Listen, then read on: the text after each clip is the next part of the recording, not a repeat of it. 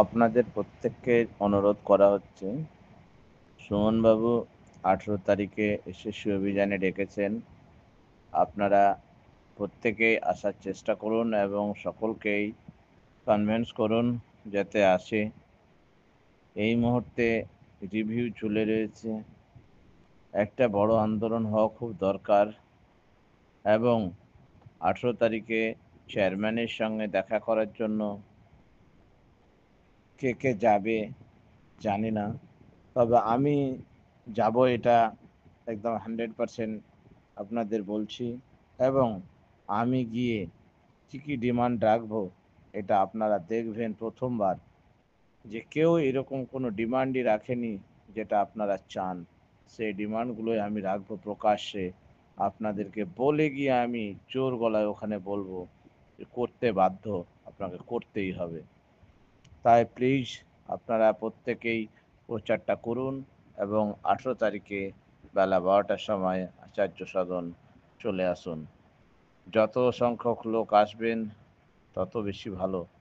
নাহলে আপনাদের আমি বারবার বলছি, আপনারা যতক্ষণ লড়াইতে আছেন রাস্তায়, আদালতে, ততক্ষণ একটা ভরসা আছে, হ্যাঁ হয়তো চাকরি ফিরে পাবো। ফিরে তো পাবোই, কিন্তু আমরা হয়তো ফিরে পাওয়ার মতো যে চেষ্টা সেটা করে উঠতে পারিনি, বা যাদের উপরে ভরসা করেছিলাম তাদের মধ্যে কিছু দালাল হয়তো আমাদের ভুল পথে নিয়ে গেছে, বা আমাদের সঠিক পথ দেখায়নি, বা আমাদের চাকরি ফেরানোর চেষ্টা না করে হয়তো, বা তারা নিজের ভবিষ্যৎ বা আখের গোছানোর চেষ্টা করেছে। কিন্তু আপনাদের আমি বলছি, আপনারা আসুন।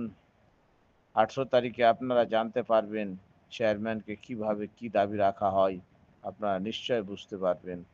তাই সকলে আসুন প্লিজ। যতক্ষণ লড়াইতে আছেন ততক্ষণ আশা আছে, কিন্তু যদি লড়াই থেকে সরে যান আর পরীক্ষাটা দিয়ে দিন, কি হবে আপনারা ভাবুন তো। যখন রেজাল্ট নিতে যাবেন এবং দেখবেন যে আপনি অকৃতকার্য হয়েছেন, তৎক্ষণাৎ আপনি সহ্য করতে পারবেন তো? নিজেকে ক্ষমা করতে পারবেন তো? যে হয়তো আইনি পথে যদি থাকতাম তো এখনো আশা বেঁচে থাকতো, কিন্তু আমি তো পরীক্ষা দিয়ে ফেল করে গেলাম, তার মানে আর আমার কোনো আশা নেই, ভরসা নেই যে আমি আর এই চাকরি ফিরে পাবো। সেই দিন থেকে আপনার জীবনে আপনি একটা মানে ইয়ে করে দিলেন যে হ্যাঁ, আজকে আমার হয়তো 31শে ডিসেম্বর পর্যন্ত আমি শুধু বেঁচে থাকবো, স্কুলে যাব, কিন্তু আপনার মরণ দিন যে আপনি নিজেই লিখে নিলেন, সেইটা কিন্তু ওই যেদিন এসএসসি রেজাল্ট আপনি দেখবেন সেদিনই সিদ্ধান্ত হয়ে যাবে। ধন্যবাদ।